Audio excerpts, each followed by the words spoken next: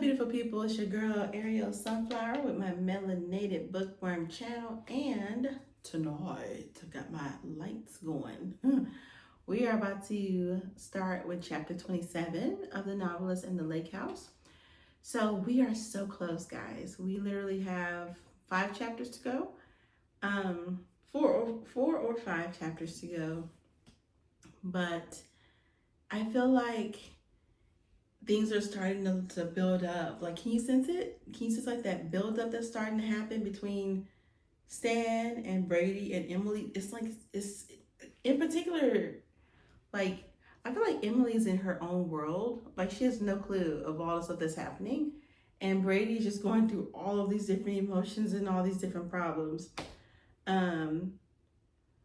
There's still the thing that she might be a witch, but I mean, yeah, I'm gonna stick to that, because why would she draw a picture of a witch in the Appalachian Mountains and his lake house is in the Appalachian Mountains? So the math has got, the math is mathing there. So let's hop into it. Okay, chapter 27. Laughter and flirting seem to be the only things that come across the fire between Travis and Cindy. Travis. Okay, it's Travis and Cindy. I know. Here's Cindy. I know it's such a crazy choice, but she's short. She has short blonde hair. Okay, so unfortunately, Tony's out of the picture. Okay, so here we go. Stan fights the urge to walk over and throw Travis's cocky ass into the fire and watch the son of a bitch bird. So you're not in here right now. You're not in here right now. Here's Stan. Instead, he allows it to continue to happen for only for Cindy's happiness. Well, something's telling me that Cindy, I'm not gonna say she has this coming, but I feel like I know how she's gonna end up getting got by Stan. Like, you know what I mean? I feel like, which is crazy because he was like super jealous with Tanya and I think Cheryl, like this crazy, mad, jealous man putting his hands on people and, beating women and, forcing them to do things and all that. Like, and I feel like now he's just like, oh, he's flirting with her, she's flirting with him. It's cool, it's fine. It's fine. Let's see. He knows how much she cares for him, and their friendship goes back years before he ever met her. He stood up, seeing how Travis and Cindy both barely took notice of what Stan was doing. Stan kept running these violent thoughts repeatedly through his brain while fighting the urge to walk behind Travis and kick him into the fire. He walks away from the campfire to gather more wood to keep the fire burning. After placing a few more pieces of wood into the fire, he continues to hear Travis talk all cocky about how good he was at football during his high school, college years. Stan forgot himself and just let it out. Well, why the fuck didn't you go pro? Before he knew it, he had said what he was thinking aloud, and right away, Travis finally got quiet. His eyes stared a hole right through Stan, while Cindy was giving him an ugly, temperamental look, alerting him to his mistake. But to hell with it. It was said, well, to answer your question, bro, I blew out my knee through the 4th quarter of our national championship game and lost any chance of scouts looking in my direction, Travis explained.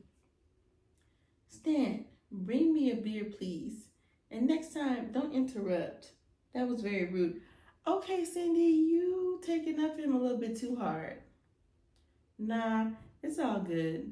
Bring me a beer, please. Wait, that's just kind of bossy. He wanted to know, so he got to find out, said Travis. Stan remained quiet, yet his brain was full of thoughts. Thoughts of just kicking Travis into the fire weren't enough now. Now, after doing so, it would be nice to hang her ass by a rope from a damn tree, he thought while walking over to the cooler and grabbing her a beer. While doing so, he can hear Travis. Yo, grab me one too, boss. You ain't doing nothing, so I know you're good for it. The thoughts became darker in his mind. If he ever had plans to kill Travis, they were surely developing within his mind at this point. He was on his way back to the campfire where they both sat and talked. He noticed how much closer Travis was sliding towards Cindy, now using an excuse for her to see his chest.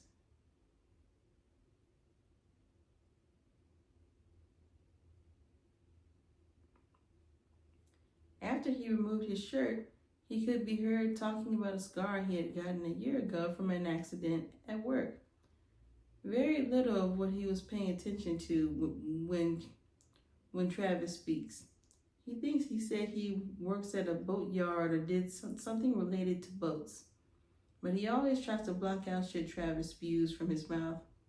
It's always arrogance talking. He hands them their beer and walks back to his spot and sits down. I'm still thinking about when he was like, I'm looking towards the future as he's looking towards Cindy. There was no thank you. Kiss my ass. You should have brought an extra beer. But nothing was said.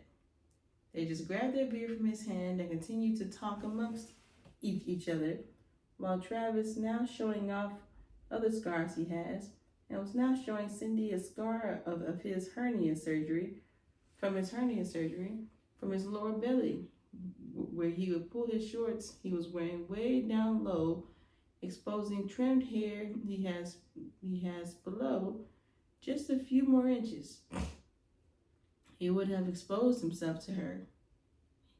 He continued standing near her with himself almost in Cindy's face, and she acted as though it were okay. Finally, Stan had enough, and an idea popped into his head a while ago was about to become a reality. Neither of them paid any attention to what Stan was doing. He had stood up from the spot he was sitting near the fire, casually walked around, and was now standing behind Travis. He was unaware of Stan standing behind him. Ooh. Well, see, the thing is, she's not even paying attention to her man. She's too focused on him. She's not even focused on her own man, which is kind of jacked up. Like, when you are with your significant other, you're supposed to be paying them. Okay, so he's behind them. They have no idea. So I assume he's a bit closer to her. Okay. Let's see. Oh, Cindy.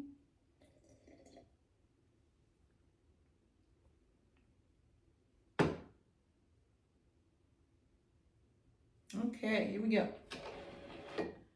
All right. And was now standing behind Travis. He was unaware of Stan standing behind him. Stan took a deep breath before he kicked Travis across the back, causing him,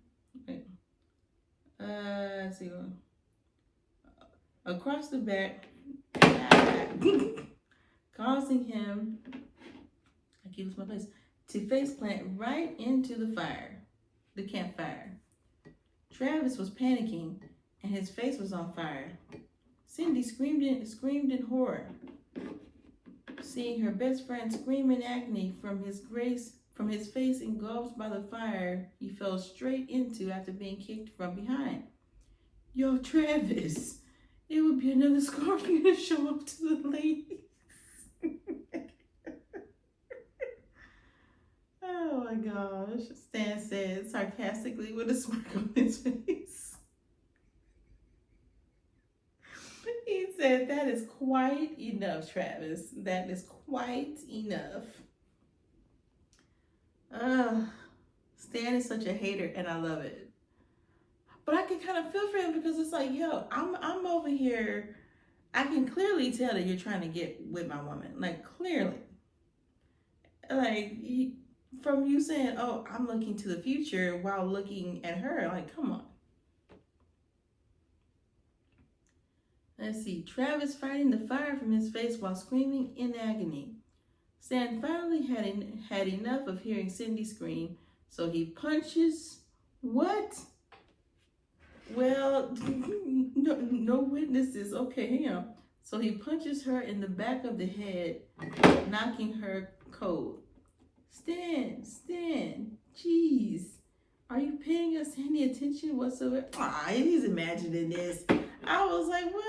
Look at Stan getting bold. Oh, wait. Jeez, are you paying us any attention whatsoever? Cindy asked. Stan staring into the fire. Finally, he wakes from the daydream he was having. He looks over and sees Travis and Cindy sitting across the fire from him. What? Why are y'all sitting over here together, all coupled up, and I, the boyfriend, am over here? What? He asked with a hint of disappointment after realizing he had experienced a daydream. Travis and I are going for a swim in the pool. Would you care to join us? She asked. No, you go on. I'm gonna sit here and enjoy the fire and my beer, Stan replied. He sat there watching them two get up and leave, heading for the deck where the pool was. Thoughts of those two were sickening. He did not trust them one bit. Emily closed the book and looked over at the fireplace from the sofa she was sitting on in the dining room. A small fire had been prepared to warm up the room, with the temperatures outside in the upper 40s, and it was midday and hadn't turned to nightfall yet. It felt like wintertime in the mountains. She wasn't sure where Brady was, whether he was in his office working on his novel or somewhere outside. She sits curled on the sofa with a small handmade blanket covering her legs and feet. She is wearing warm clothing, yet she remains cold. She isn't used to the cool mountain air and how fast the temperatures can dip in the mountains at certain elevations. She sat there thinking about the book she was reading and now taking a break from it. Moments later, she could hear the axe outside chopping wood, and she knew right away Brady was cutting up more wood for the fireplace. The house does have central air and heat, but he loves to use the fireplace in the dining room. It brings more coziness to the house this time of year, and she agreed to it too. They do have the house in a regulated temperature setting, but they don't use it in the dining room. They like to rely on the natural warmth from the fireplace. She leaned back on the sofa cushion, relaxing while listening to the wood popping inside the fireplace. She thought it was so relaxing sounding, listening to the wood pop. It wouldn't last long before she heard someone's voice calling out her name in a whisper. It came from behind the sofa. Assuming it to be Brady, she leaned up and looked, but she found Travis standing there where she thought she would see Brady. What are you doing here? You know you can't just show up like that, she whispers back before getting off the sofa. She heads over to the window and sees Brady outside stacking up wood he had just recently chopped. Travis walks over and grabs Emily's hands. What do you mean by what am I doing here?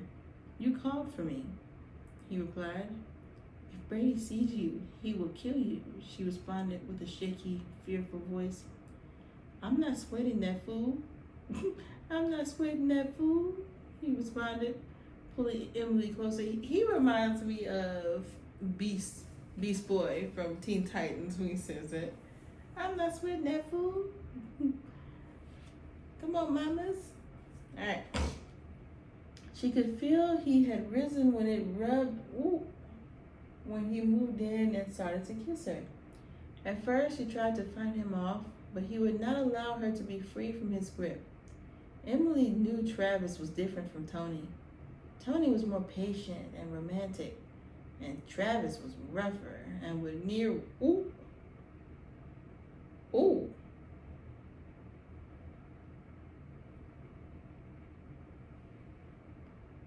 She gave in and kissed him back with intensity. Travis grabbed her by the hair and yanked her head back. His lips moved down her neck from there down her chest. His hands moved to her shirt, about to rip it off before he and Emily were interrupted. So is this how it has to be? Pushed aside for the next best thing? Will it always be this way? Tony asked, walking into view where Travis and Emily could see him. Scram! Not scram. Scram. Scram. Leave her alone. That's what he said. She doesn't want to talk to you. Now she is mine, Travis said with a hiss. She was mine, Tony responded. None of us ever had her. Dwayne said. Dwayne? Wait a minute. She didn't like Dwayne too, did she? Emily was torn. Okay, wait. So Emily likes Dwayne too? From the first book, I assume? Emily was torn, at a loss for words. Nothing could formulate in her brain and no response could be given, even when all three men stood side by side watching her. So who's next to replace me? Travis asked, giving Emily a dirty, jealous look.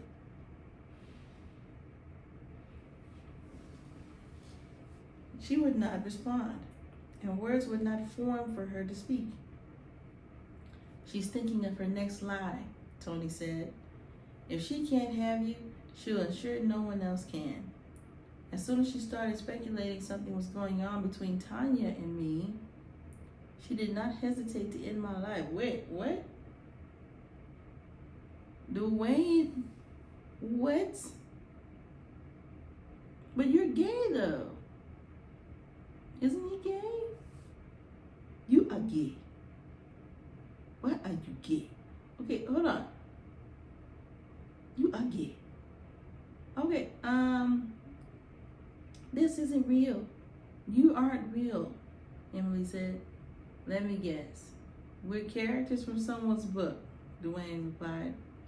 I'm not going to sit back and wait for the next man to come along and replace me, just as someone replaced you too. Just as someone replaced you too. A bit frightened and confused, Emily turned and looked out the window to see if Brady was still outside. What she saw sent chills down her spine.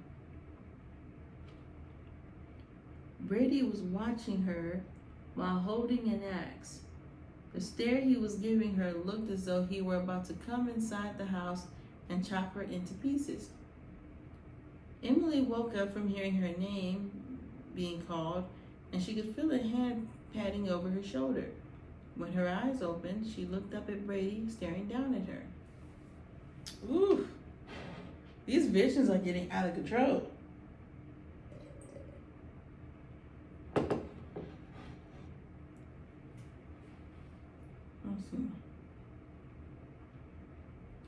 She had fallen asleep in the dining room on the sofa near the fireplace, and Brady had brought in more chopped wood from outside, which he had neatly stacked on a pile near the fireplace in the room.